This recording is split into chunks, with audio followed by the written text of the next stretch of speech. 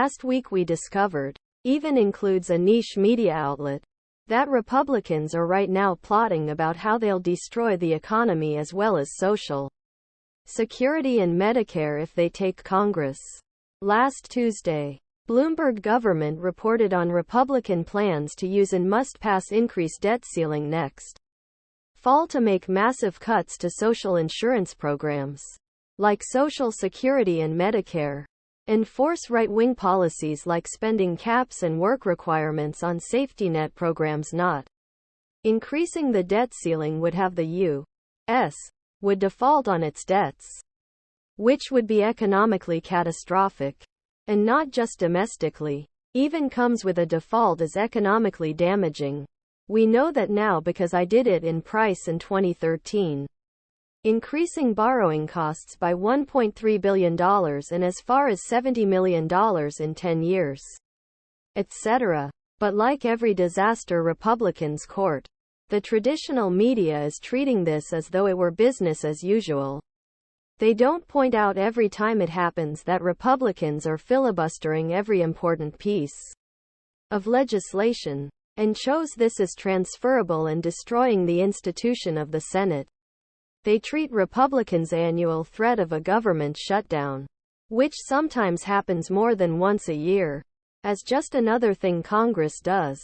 Related story. Republicans at it again, publicly plotting how they'll end Social Security and Medicare. And, as Media Matters records this time around, the traditional media is not even reporting that Republicans right now are talking about what they'll do to the yard and to Social Security, and especially if they win Congress. In an MP3 that's supposed to be all about the economy. Republicans say so. This should be as high a priority for headlines as gas prices anywhere. MSNBC had one segment in the past week on this. Chris Hayes interviewing Sen. Elizabeth Warren. D-Ma. It's an excellent value. The Republicans are loud and clear about this. Warren told Hayes, there are already Republicans saying that if they can get control of the House or the Senate, then they're going to hold hostage things like Social Security and Medicare. And that was simple. The story hasn't been referenced elsewhere this week on MSNBC, or on CNN, or on Fox News. Media Matters reports. They know because they record it all. The nationally broadcast morning and evening news shows on ABC, CBS, and NBC haven't discussed it. It hasn't been mentioned in the pages of major newspapers, including the New York Times, the Washington Post, the Wall Street Journal, the Los Angeles Times, and USA Today. Republicans gain edge as voters worry about economy. Times Siena poll finds. On a hit on the NYT website Monday shouts. A quick search for Republicans debt ceiling for the past week turns up nothing. The same at the Post. Although they do have a story about Republicans' economic goals for their potential majority.